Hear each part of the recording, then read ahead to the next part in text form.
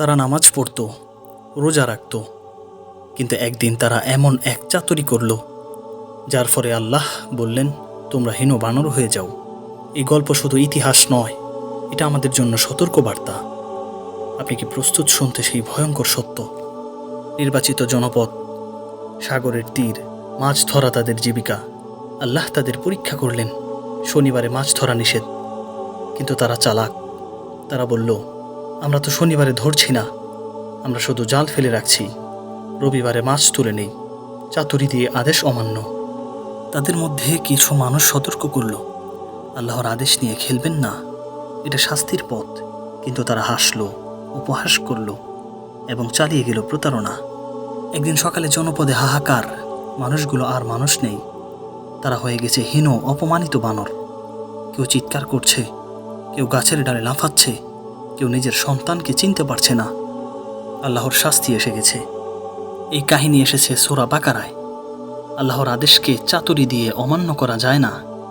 শাস্তি শুধু দুনিয়ার নয়, আখিরাতেও ভয়ঙ্কর হতে পারে।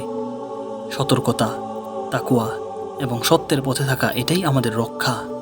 সুপ্রিয় দর্শক মণ্ডলী, এতক্ষণ আমি আপনাদের মাঝে সংক্ষেপে এই কাহিনী বর্ণনা করলাম। তাহলে চলুন বিস্তারিত আলোচনা করা যাক। বনি ইসরায়েলের একদল লোককে আল্লাহ তাআলা বানর ও শূকরে পরিণত করে শাস্তি দিয়েছিলেন। শনিবারে তাদের মাছ ধরতে নিষেধ করা হয়েছিল, কিন্তু তারা তা কৌশলে অমান্য করতে থাকে। ফলে আল্লাহর আযাব অনিবার্য হয়ে পড়েছিল। পবিত্র কোরআনের একাধিক সূরায় একাধিক আয়াতে এই গল্পের কথা এসেছে। ঘটনার সংক্ষিপ্ত বর্ণনা ও প্রাসঙ্গিক আলোচনা এখানে তুলে ধরা হলো আপনাদের। ঘটনাটি কোথায় ঘটেছিল এই ব্যাপারে সুনির্দিষ্ট কোনো তথ্য পবিত্র কোরআনে বর্ণিত নেই। তবে এইটুকু বলা যায়, ঘটনা সাগর উপকূলের এবং সেখানকার বাসিন্দারা মাছ শিকার করে জীবিকা নির্বাহ করতেন। মুফাসসিররা এই ব্যাপারে একাধিক জায়গার কথা বলেছেন।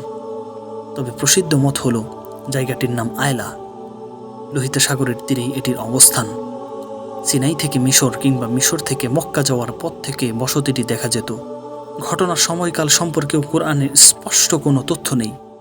সময়টি খ্রিস্টপূর্ব 1100 সাল বলে ধারণা করা হয়। প্রসিদ্ধ আছে ঘটনাটি দাউদ আলাইহিস সালামের যুগের। তবে এই মত সঠিক বলে মনে করেন না অধিকাংশ মুফাসসির। ইবনে কাসির, তাবারি, ইবনে হাইওয়ান ও রাজির মতো মুফাসসিররা এই মতের বিপক্ষে অবস্থান নিয়েছেন। তারা মনে করেন ঘটনার সময় আইলা জনপদে কোনো নবী ছিলেন না, বরং ঘটনাটি ঘটেছিল মুসা আলাইহিস সালাম ও দাউদ আলাইহিস সালামের যুগের মাঝামাঝি সময়ে। কুরআনের বর্ণনা শৈলী থেকেই এই মতের পক্ষে প্রমাণ মেলে। ঘটনাটি ইসলামের ইতিহাসে আসহাবুস সাবতের গল্প নামে পরিচিত। আরবি সাবত শব্দের অর্থ শনিবার। আসহাবুস সাবত বলতে তাদের বোঝানো হয় শনিবারে আল্লাহর বিধান লঙ্ঘন করার কারণে যাদের শাস্তি দেওয়া হয়েছিল। মুসা আলাইহিস সালামের আমলে বনি ইসরায়েলের সাপ্তাহিক ইবাদতের দিন শনিবার নির্ধারণ করা হয়েছিল। এই দিনে তাদের উপর বিভিন্ন বিধি নিষেধ আরোপ করা হয়। সেই ধারাবাহিকতায় এই দিনে তাদের জন্য সাগর থেকে মাছ ধরাও নিষেধ ছিল। আল্লাহ তাআলা বলেন, তাদের আরও বলেছিলাম শনিবারে সীমা লঙ্ঘন করো না, এবং তাদের থেকে দৃঢ় ওয়াদা নিয়েছিলাম। সাগর উপকূলের জনপদ আইলার প্রায় সব মানুষই মাছ ধরে জীবিকা নির্বাহ করতেন। আল্লাহর বিধান হিসেবে তারা সপ্তাহের বাকি দিনগুলোতে মাছ ধরলেও শনিবারে আল্লাহর ইবাদত করতেন। একসময় আল্লাহ তাদের পরীক্ষায় ফেললেন। শনিবারে মাছ শিকার না করার কারণে দেখা গেল বিপুল পরিমাণ মাছ সমুদ্রের তীরে এসে জড়ো হতে থাকে। ফলে কিছু অবাধ্য মানুষের পক্ষে লোভ সামলানো কঠিন হয়ে পড়ে এবং তারা মাছ ধরতে কৌশলের আশ্রয় নেয়। শুক্রবারে জাল ফেলে বা গর্ত করে রাখত তারা। শনিবারে মাছ এসে সেই জালে বা গর্তে আটকে গেলে রোববারে এসে তারা তা শিকার করে নিত। পরে দেখা গেল অনেকে শনিবারেই প্রকাশ্যে মাছ ধরতে লাগলো। এটি ছিল সরাসরি আল্লাহর বিধানের লঙ্ঘন। পবিত্র কোরআনে আল্লাহ তাআলা বলেন, আর তাদের মদিনার ইহুদিদের সাগর তীরের লোকজনের ব্যাপারে জিজ্ঞেস করো, যখন তারা শনিবারে সীমা লঙ্ঘন করত। যখন শনিবার পালনের দিন মাছ তাদের সামনে এসে পানিতে ভাসত, তবে সেদিন তারা শনিবার পালন করত না, সেদিন তা তাদের কাছে আসতো না। এভাবেই আমরা তাদের পরীক্ষা করলাম, কারণ তারা অবাধ্যতায় লিপ্ত ছিল। আল্লাহর আযাব এলো যেইভাবে। এই সময় আইলায় 3 ধরনের লোক ছিল। 1, অবাধ্যতার সঙ্গে যুক্ত। 2, অবাধ্যতার সঙ্গে যুক্ত নয় এবং অবাধ্যতার নিষেধও করত না, বরং নিষেধকারীদের বাধা দিত। 3, অবাধ্যতার সঙ্গে যুক্ত নয় এবং অবাধ্যদের নিষেধ করত।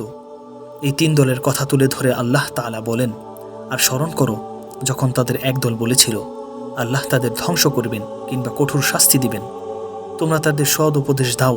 কেন তারা বলেছিল, তোমরা তাদের প্রতিপালকের কাছে দায় মুক্তির জন্য এবং যাতে তারা সাবধান হয় এই জন্য। সমাজের ভালো মানুষগুলোর কথাও যখন অবাধ্যতায় শুনল না, তখন আল্লাহ তাদের প্রতি ভীষণ ক্ষুব্ধ হলেন এবং কঠিন সাজা দিলেন। তাদের বানর ও শূকরে পরিণত করলেন।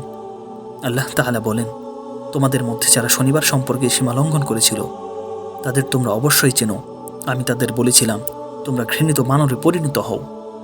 অন্য আয়াতে বলা হয়েছে, বলো, আমি কি তোমাদের এর চেয়ে নিকৃষ্ট পরিণামের সংবাদ দিব যা আল্লাহর কাছে আছে, যাকে আল্লাহ লানত করেছেন এবং যার প্রতি ক্রোধান্বিত হয়েছেন, আর যাদের কাউকে তিনি বানর ও কাউকে শূকর বানিয়েছেন। কিছু আয়াতে শুধু বানর বানানোর কথা এলেও একটি আয়াতে শূকর বানিয়ে দেওয়ার কথাও এসেছে। কাতাদাহ রাদিয়াল্লাহু আনহু বলেছেন, তাদের যুবকদের বানর এবং বৃদ্ধদের শূকরে পরিণত করা হয়েছিল। আর এর শাস্তি পাওয়ার পরও তারা নিজেদের আত্মীয় স্বজনকে চিনত এবং তাদের কাছে এসে অজরে অশ্রু ঝরাত। কোরআনের আয়াত থেকে এই কথা স্পষ্ট যে যারা অবাধ্যতার উপদেশ দিয়েছিলেন আল্লাহ তাদের রক্ষা করেছিলেন, আর যারা অবাধ্যতায় লিপ্ত ছিল আল্লাহ তাদের সাজা দিয়েছিলেন। যেমন আল্লাহ তাআলা বলেন, এরপর যে উপদেশ তাদের দেওয়া হয়েছিল তারা যখন তা ভুলে গেল, তখন যারা অসৎ কাজ থেকে নিষেধ করত তাদের আমি উদ্ধার করি, আর যারা অবাধ্য হয়েছিল তাদের আমি কঠোর শাস্তি দিই। তবে যারা অবাধ্যতায় লিপ্ত হননি, আবার নিষেধও করেননি, তাদের পরিণতি কি হয়েছিল তা সরাসরি কোরআনের আয়াত থেকে জানা যায় না। মুফাসসিরদের কেউ কেউ তাদেরও শাস্তিপ্রাপ্তদের অন্তর্ভুক্ত করেছেন, তবে অধিকাংশ মুফাসসিরের মতে আল্লাহ তাদের রক্ষা করেছিলেন। অনেকে মনে করেন একালের বানর শূকর বনি ইসরাইলের সেই শাস্তিপ্রাপ্ত লোকজনের বংশধর। এই ধারণা সঠিক নয়, কারণ শাস্তি পাওয়ার তৃতীয় দিনেই তাদের সবার মৃত্যু হয়েছিল এবং তারা পৃথিবীতে বংশ বিস্তার করেনি। এক সাহাবী মহানবী সাল্লাল্লাহু আলাইহি ওয়াসাল্লামকে জিজ্ঞেস করলেন, হে আল্লাহর রাসূল, একালের বানর শূকরগুলো কি সেই রূপান্তরিত ইহুদিদের বংশধর? তিনি বললেন, আল্লাহ তাআলা যখন কোনো জাতিকে ধ্বংস করেন বা আযাব দেন, তখন তাদের বংশ পৃথিবীতে বাকি রাখেন না। মূলত বানর শূকর তাদের আগে থেকেই ছিল। কিয়ামতের আগে মানুষ কি বানর শূকরে পরিণত হবে? বুখারী শরীফে এক হাদিসে কিয়ামতের আগে কিছু মানুষকে বানর ও শূকরে পরিণত করার হুঁশিয়ারি দেওয়া হয়েছে। এটিকে হাদিস বিশারদরা কিয়ামতের অন্যতম আলামত হিসেবে উল্লেখ করেছেন। মহানবী সাল্লাল্লাহু আলাইহি ওয়াসাল্লাম বলেছেন, আমার উম্মতের মধ্যে এমন কিছু দল সৃষ্টি হবে যারা ব্যভিচার, রেশমি কাপড়, মদ ও বাদ্যযন্ত্র হালাল মনে করবে। একইভাবে এমন কিছু দল থাকবে যারা পাহাড়ের পাদদেশে বসবাস করবে। বিকেল বেলায় যখন তারা পশুর পাল নিয়ে ফিরবে, তখন তাদের কাছে কোনো অভাবী ভিক্ষুক এলে বলবে, আগামীকাল সকালে এসো। এদিকে রাতের আধারেই আল্লাহ তাদের ধ্বংস করে দিবেন, পাহাড় ধসিয়ে দিবেন, আর বাকিদের কিয়ামত পর্যন্ত বানর ও শূকর বানিয়ে রাখবেন। আসহাবুস সাবতের গল্প থেকে আমাদের জন্য শেখার অনেক উপাদান রয়েছে। এখানে কয়েকটি তুলে ধরা হলো। ১. সৎ কাজের আদেশ দেওয়া এবং অসৎ কাজে নিষেধ করা ইসলামের অত্যন্ত গুরুত্বপূর্ণ দায়িত্ব। সমাজে কেউ অন্যায় করলে তাকে নিবৃত্ত করার সাধ্যমতো চেষ্টা করার নির্দেশ দেয় ইসলাম। এই মহান দায়িত্ব পালন না করলে সমাজের সবাইকে আল্লাহর শাস্তির মুখে পড়তে হবে। ২. আল্লাহ যা আদেশ করেছেন তা নিষ্ঠার সঙ্গে পালন করা জরুরি। কোনো প্রকারের কৌশল, বাহানা বা প্রতারণার আশ্রয় নিয়ে তা এড়িয়ে যাওয়ার চেষ্টা করা নিষেধ। মহানবী সাল্লাল্লাহু আলাইহি ওয়াসাল্লাম বলেছেন, ইহুদিরা যে গুনাহগুলো করেছিল তোমরা তা করিও না, এতে তোমরা তাদের মতো হারাম বিষয় কৌশল করে হালাল করে ফেলবে। ৩. বিকৃতির শাস্তি আল্লাহ বিকৃতির মাধ্যমেই দেন।